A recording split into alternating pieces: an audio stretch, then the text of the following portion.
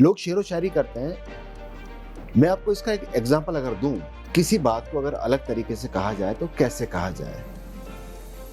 मैं जो लिखता हूं उसको विधा को मैंने नाम दिया है सनातनी। अब आप देखिए कि प्यार की बात है, लेकिन इन 4 पंक्तियों में आपको मैं 5000 साल पीछे ले जाऊंगा। सुनिएगा, मोहब्बत की शायरी, लेकिन बात हो जाएगी 5000 साल पहले की, कि तेरा यूं इस कदर रोना मुझे गवारा नहीं है। तेरा यूं इस कदर रोना मुझे गवारा नहीं है। मैंने कोई जुए में तुझे हारा नहीं है। ऐसा नहीं है कि सुदर्शन धारी का सहारा नहीं है।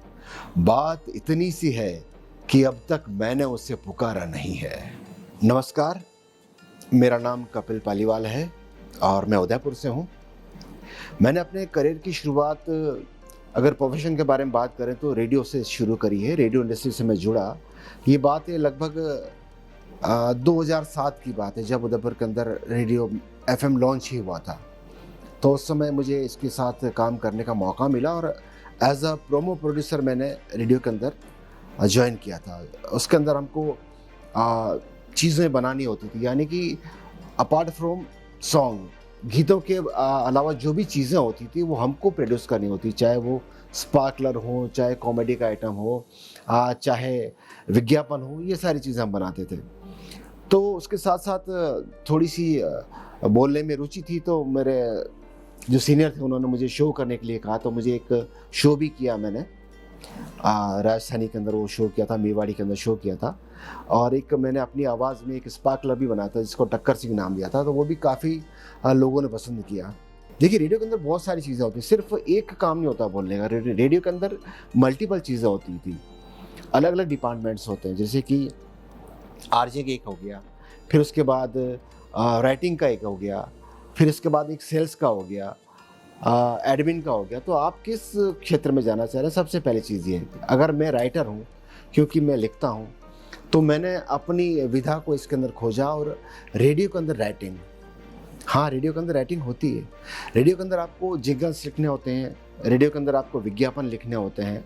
तो इसके अंदर आप करियर शुरू कर सकते हैं। रेडियो के अंदर आपको अप्रोच करना होगा उन कंपनीज तक, उन एफएम स्टेशंस तक, अपनी स्किल्स को आपको बताना होगा कि मैं ये लिख सकता हूँ। ख़ास बात रेडियो के अंदर ये है कि आपको बहुत लिमिटेड टाइम के अंदर सारी बात कहनी, यानी आपको अगर कोई 3.5 घंटे की स्टोरी है तो आपको 20 या 30 सेकंड में कहनी है। तो ये आपकी स्किल्स यहाँ दिखाती है। अब राइटिंग के बारे में अगर मैं आपसे बात करूँ तो मैं आपको इसका एक एग्जांपल दूँ। वो एग्जांपल ये होगा कि शॉर्ट के अंदर आप कैसे बात कर सकते हैं। राइटिंग का अगर आप एग्जांपल लें तो सुनिए कि बहुत बड़ी खाई है, अक्षर सिर्फ ढाई है। तो मुझे ये कहने की ज़रूरत नहीं कि ढाई अक्षर प्रेम का पढ़े सो पंडित हो, या बहुत आग का दरिया डूब के जाना है, ऐसा कुछ नहीं। बहुत बड़ी खाई है, अक्षर सिर्फ ढाई है। तो समझने वाला इस चीज़ को समझ जाएगा। तो कहने का मतलब ये कि अगर आपको लिखना है तो आप कम से कम शब्दों में इसको लिखें, अपना करियर बनाएं और चीज़ों को समझें, और चीज़ों को समझकर उनको अपनी समझ के अनुसार उसको डेवलप करें और उसको एनहांस करें। दूसरी चीज़ ये है कि अगर आप लिख रहे हैं तो चीज़ों को आप देखें, समझें, अपने आँख और कान खुले रखें।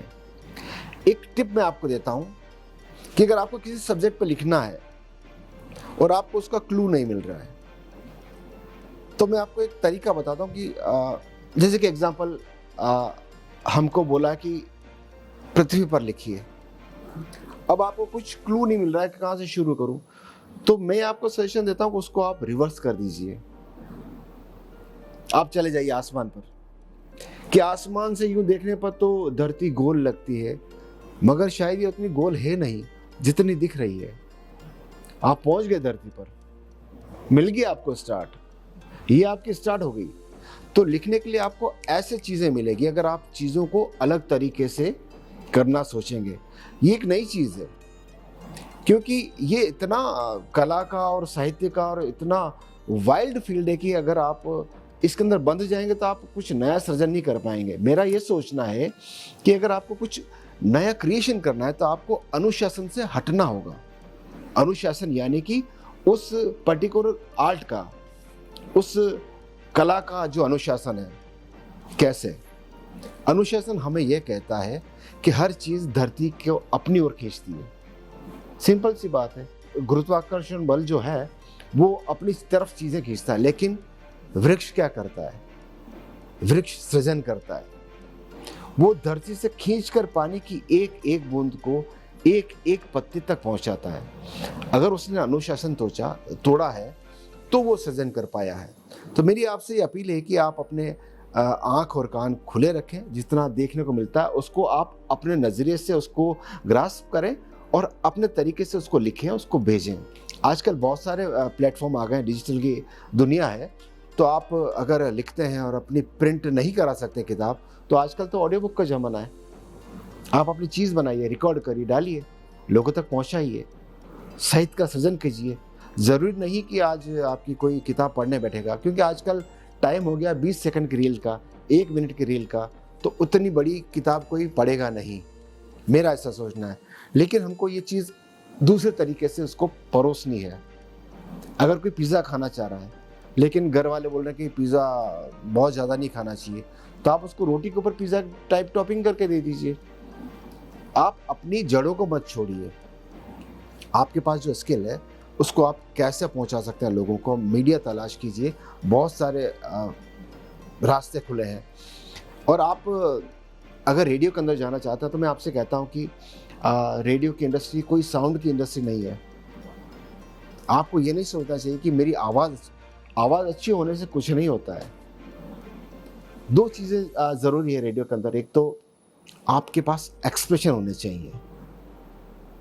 एक्सप्रेशन यानी कि जो आप कह रहे हैं वो फील करके बोले। अगर आपको 50,000 आदमी सुन रहे हैं तो हर एक इंडिविजुअल को लगना चाहिए कि ये व्यक्ति मुझसे बात कर रहा है, तो आप रेडियो जॉकी बन सकते हैं। दूसरी, बी व्हाट यू आर। आप जैसे हैं वैसे रहें। अगर आप फेक होकर रेडियो पर बोलेंगे तो आपको नहीं पता पड़ेगा, लेकिन लिसनर को पता पड़ जाएगा कि ये फेक है। आप जब भी बोले रेडियो पर तो स्माइल करके बोलें। या तो मैं तो कहता हूं कि आप जब भी माइक के सामने आए तब आप स्माइल करके बोलेंगे, तो आपकी जो स्माइल है वो आप यकीन मानिए कि कानों में सुनाई देगी। आपकी मुस्कुराहट कानों में सुनाई देगी। आवाज़ का कोई लेना देना नहीं है। एक एग्जांपल देता हूं मैं आपको। आवाज़ की दुनिया का एक ऐसा नाम, जब वो गाते हैं तब दुनिया उठकर सलाम करती है। नाम है उनका नुसरत फ़तेह अली खान साहब। जब वो गाते हैं तौबा तौबा। क्यों गाते हैं, कैसे गाते हैं? क्योंकि वो यहाँ से नहीं गा रहे हैं जनाब, वो यहाँ से गा रहे हैं। तो अब हमारे गुरुजी कहते थे कि अगर आपको किसी की आवाज़ को दिल तक पहुँचाना है तो आपको पुकारना भी दिल से होगा। तो आप अपने दिल से पुकारिए, दिल तक आवाज़ पहुँचेगी, क्यों नहीं पहुँचेगी? तो बस यही है, आप लिखिए, अलग से लिखिए, कुछ अलग हटके सोचिए। जो आप लिखते हैं समाज को आप वो दीजिए, जो पॉजिटिविटी आप समाज से चाहते हैं वो आप समाज को दीजिए, तब आपको वो सारी चीज़ें ऑटोमेटिक मिलने लगी। राइटिंग के अंदर बहुत सारे फील्ड हैं। आप जितने भी डिजिटल प्लेटफॉर्म है उसके ऊपर अपनी राइटिंग डालिए, अपनी बात लोगों तक पहुंचाइए। हो सकता है कि कोई बड़ा पब्लिशर आकर आपसे खुद कांटेक्ट करे कि मैं आपकी पुस्तक छपाना चाहता हूँ। बस यही मेरा सजेशन है। आप लिखिए, लिखते रहिए। जय हिंद, जय भारत।